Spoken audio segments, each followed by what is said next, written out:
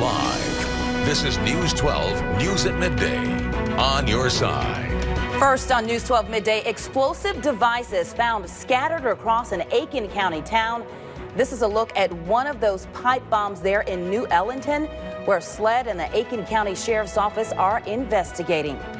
Good afternoon. I'm Monique Williams. Ben Billmeyer is live on your side at this hour at the scene where SLED is investigating and detonating those devices. Ben. Good afternoon, Monique. I am here inside the home of where this latest bomb has been found right now. It is right out here right now. I can tell you that fire investigators, SLED investigators are here taking a look at everything. I'm going to step behind the camera right now to give you a better look at what we are dealing with out here. Now, I'm going to give you a closer look right now. And as you can see, it is a little bit blurry, but if you can see right there in the distance where that orange cone is, that is one of the explosive devices that has been found here in the town of New Ellington. Police say that they found multiple IEDs. Earlier this morning, they found 4 exploded IEDs and 2 others that were not exploded. I'm going to give you a better look at the scene right now. As you can see, investigators still here on the scene. I actually talked with some neighbors out here. They said that they have never seen anything like this before. Of course, this latest IED was just found just a little while ago. But what we do know is that they have closed off this part of Old Whiskey Road in New Ellington between Sabra Avenue and Cherryville Avenue for the time being. They are going to bring in the bomb squad as well as other investigators from the Aiken County Sheriff's Office and other people to take a look at what is going on. Now, neighbors here in New Ellington are being advised to stay inside at this time. They don't know just how responsive this IED could be. They know that there was a brush fire caused by one of these earlier today just down the road here in New Ellington.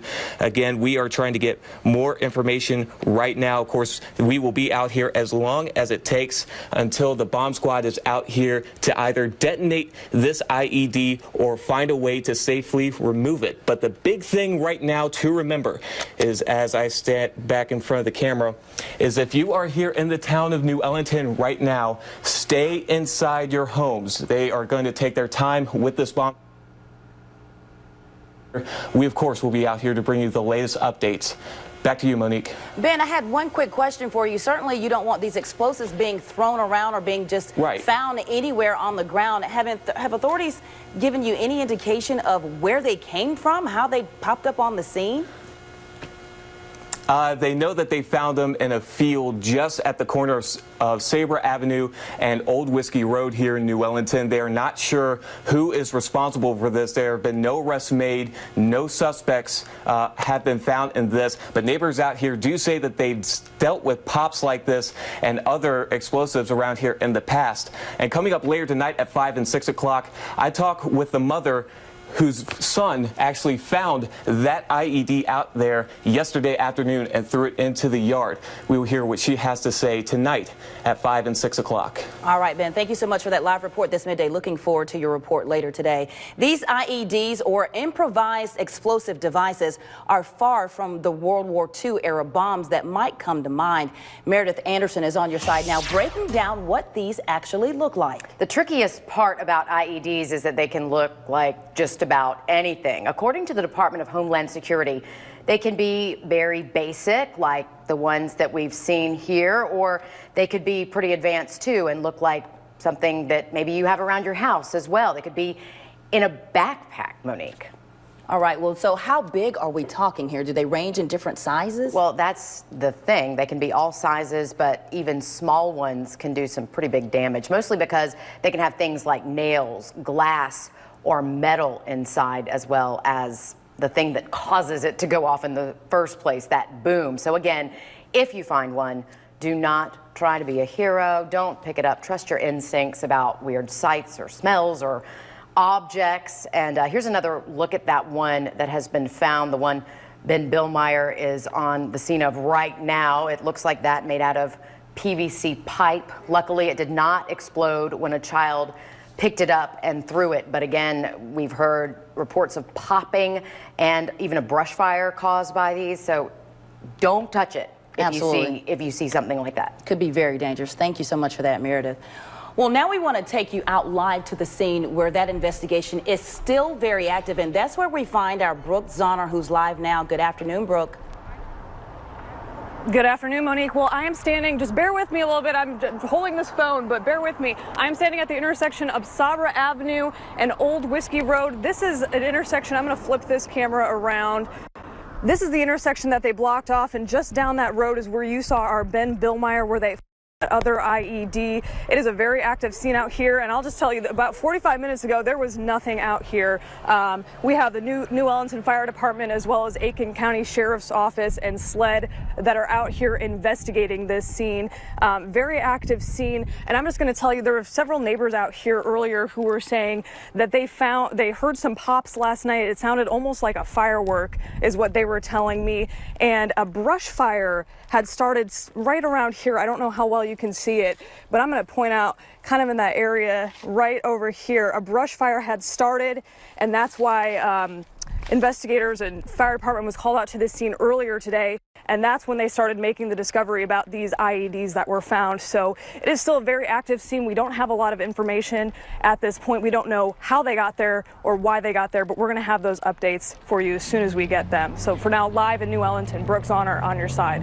All right, thank you so much for that live report there on the scene for us this midday, Brooke.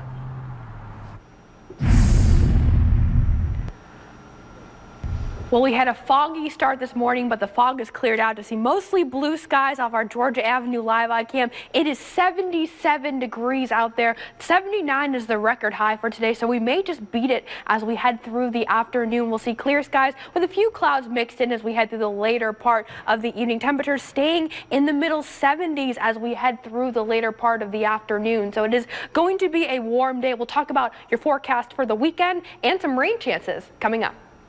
All right, thank you so much, Kelly. Looking forward to it. Congress is on the verge of completing the first step to repeal President Barack Obama's health care law, but there is still a long way to go. Today, the House is expected to vote on a measure that would make it harder for Democrats in the Senate to filibuster the repeal of the Affordable Care Act. Now, it wouldn't have to be signed by the president and would not actually affect the wording of Obamacare, but it would make it more difficult for Democrats to block a repeal vote. Well, President-elect Donald Trump responding strongly to claims that Russia has compromising information against him. Trump again suggested the intelligence community leaked the report in an effort to embarrass him. The director of national intelligence, meanwhile, says the document was not produced by the U.S. Intelligence Committee and does not believe the leak originated there. Craig Boswell has the latest now from Washington, D.C. President-elect Donald Trump is blasting the dossier compiled by a former British intelligence officer. It contains unverified claims about Mr. Trump. On Twitter, the president-elect said it contains totally made-up facts by sleazebag political operatives, both Democrats and Republicans. Fake news. Russia says nothing exists.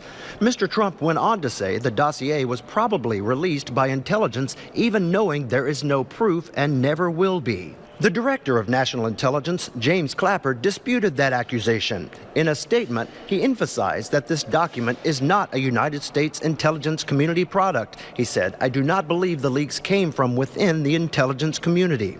CBS News confirmed FBI Director James Comey briefed Mr. Trump last week, but sources say Comey did not detail all of the embarrassing allegations in the 35-page report. We had no discussions about any of that, really. Senators received a classified intelligence briefing Thursday on Russian election interference, but not on the dossier. Democrats are going to say, if you were public about your concerns about Hillary Clinton's emails, why weren't you equally public with your concerns about Russian hacking and potentially help to the Trump campaign at the same time? He's got some difficult questions to address. Mr. Trump says his team will receive a full report on the hacking within 90 days. Craig Boswell, CBS News, Capitol Hill. A man accused in a deadly shooting last month at an Augusta apartment complex faces a judge today. This man, Michael Anthony Scott, had a bond hearing this morning at 9. He faces involuntary manslaughter and gun charges after investigators say he shot and killed his girlfriend, LaShawn Sims, at the Center West Apartments off of Washington Road. We're still working to find out what has happened in court. Well, fire officials in Aiken County working to figure out what caused an abandoned mobile home to burn down early this morning. It happened before 1 a.m. on Bristol Drive in Graniteville. Midland Valley fire officials are calling the fire suspicious because the home had no power running to it or running water, and they believe it started near the front door. No one, though, was injured. Prosecutors are now saying a man accused of killing 2 Central Georgia deputies could face the death penalty. The district attorney said yesterday that they will ask for Ralph Elrod Jr. to be put to death. Now, he was arrested after the shootings in Peach County, that's just south of Macon, in November. Daryl Smallwood and Patrick Sundren were shot while responding to a call about a domestic disturbance. Well, an Augusta man accused of exchanging nude photos with a 13-year-old heads to court for an arraignment.